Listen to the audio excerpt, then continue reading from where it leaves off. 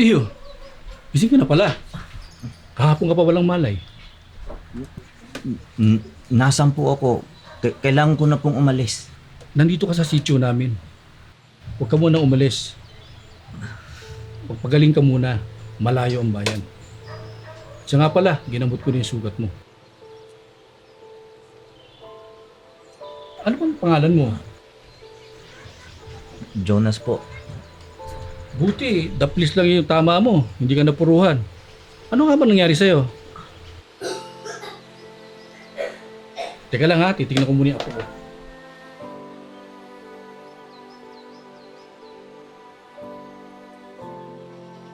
Tay, gising na pala siya. Pero saan ba kasi galing yung taong yan? Baka kasi magtaka yung mga kapitbahay natin kung sino yung kinukup-kup natin. Huwag mo nang isipin yung opinion ng iba. Ang importante, nakakatulong tayo. Hindi yung tayo ang tinutulungan. Di ba?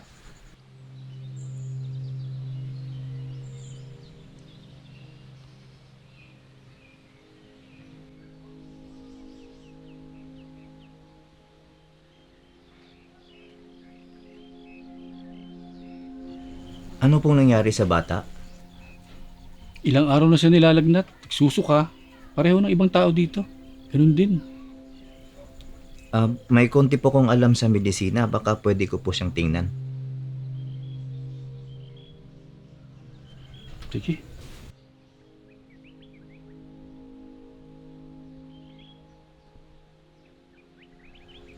Lalabas lang po ako. Hanap lang po ako ng pwedeng ipanggamot.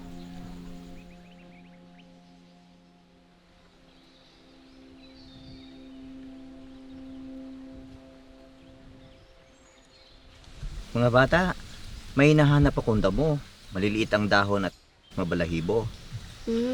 Parang meron po. Malapit lang po sa amin. Di ba po ikaw yung bisita ni Mang Nando? Oo, ako si Kuya Jonas. Teka, napano yung paa nyo? Wala lang po. Dapat magamot yan dahil baka ma-impeksyon. Tara, punta tayo sa inyo.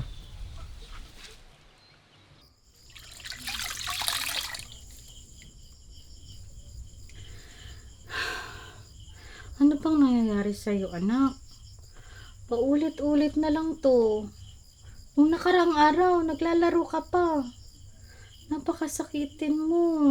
Nag-aalala na sa'yo ang nanay at tatay. Linda, nagkalagnat daw si Daniela. Naku, ganun din si Chino, paulit-ulit na lang yung lagnat. Hindi pa ba dumating ang mister mo? Hindi pa nga eh.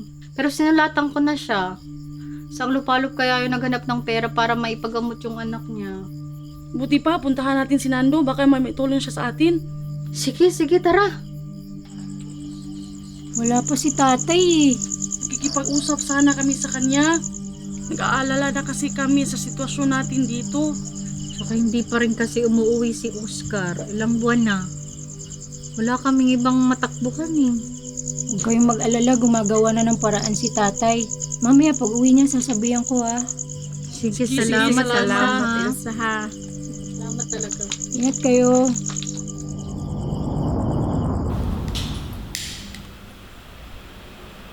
Oh, patay na ba? Tinamaan namin, boss. Ang bangkay, nasaan? Tinamaan talaga namin yun, boss. Di pa kami sumasablay. Lalo na bago ang baril ko. Di lang namin nakita yung bangkay, boss. Kasi may dumating. Lintik! Buhay ba yun? Hanapin ninyo. Baka nasa mga sityo lang yun. Kailangan mawala yung Jonas na yan. Gusto nilang ako'y mawala dahil nalaman ko yung sikreto nila. Bakit? May prinsipyo kasi ako sa buhay. Ayokong magpakasangkapan para makasira ng buhay ng tao. Ano ba nga pinagagawa nila sa'yo? Nung inalok nila ako ng malaking halaga para gumawa ng illegal na gamot, hindi ko yun tinanggap. Tama yun. Magkakapera ka nga, wala ka naman dignidad.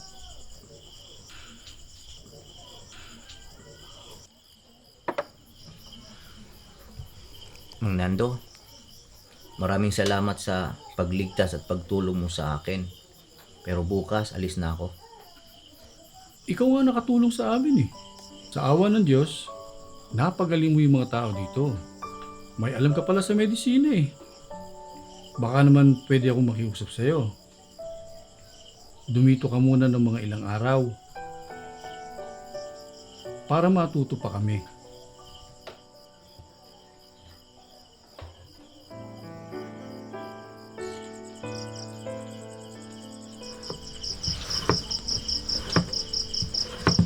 Bumubuti na yung kalagayan ni Pepe.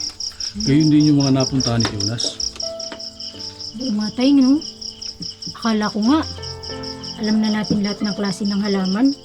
Yung palang mga damo pakalat-kalat dyan, gamot pala yun. Pero tay, ba't kasi nangyayari to sa lugar natin? Parang sinumpa tong lugar natin. Hindi tayo sinumpa. Sadyang may mga bagay na hindi natin alam. Pero salamat sa Diyos at dininig niya yung mga panalangin natin. Alam mo anak, naniniwala ako na biyaya ng Diyos sa atin yung si Jonas. Mang Nando, Oh, alam ko na po ang problema nyo dito. ano? Sanhi po ito ng lamok. Nang lamok?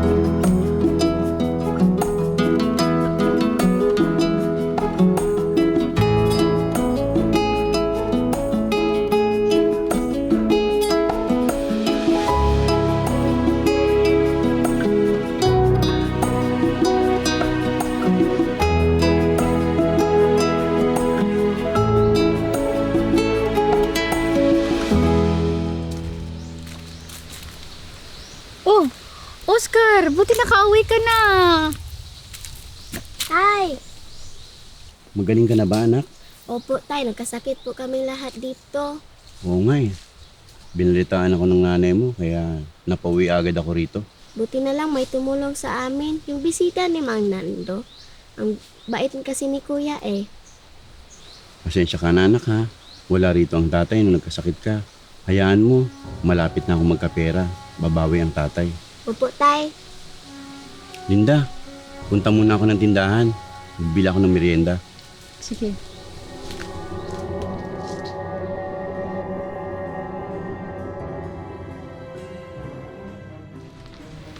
Mang Nando, punta lang po ako sa tindahan. Samahan na kita. Papunta rin ako dun eh.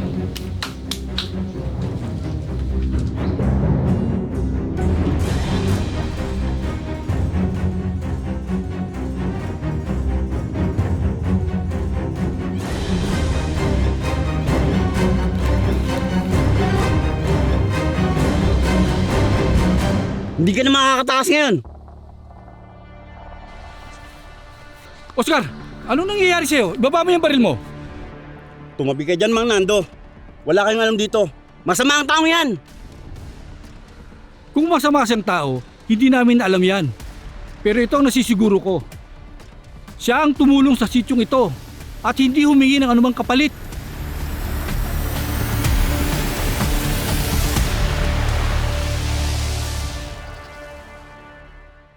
Hindi! Tay, wag po! Oscar, wag! Siya yung gumamot sa anak mo!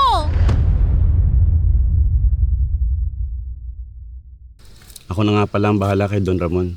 At huwag mo lang kakalimutan ang bilin ko para hindi ka nila matuntun. Salamat sa Diyos, Oscar. Salamat din nga pala sa pagbisita mo sa aming sityo. Mang Nando, sa inyong lahat. Maraming salamat po sa Diyos. Sige po. Mag-ingat ka, Jonas ha. Opo.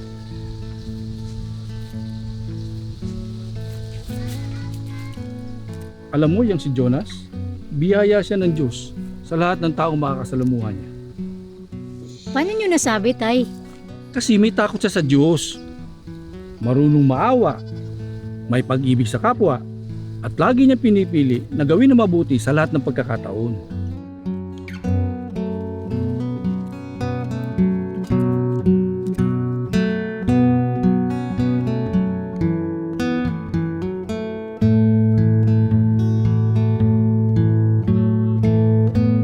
Na kayo mga karoon ng timtimang ugali sa gitna ng mga hintil, upang sa mga bagay na ipinagsasalita nila laban sa inyong tulad sa nagsisigawa ng masama, dahil sa inyong mabubuting gawa na kanilang nakikita, ay purihin nila ang Diyos sa araw ng pagdalaw. Unang Pedro 2:12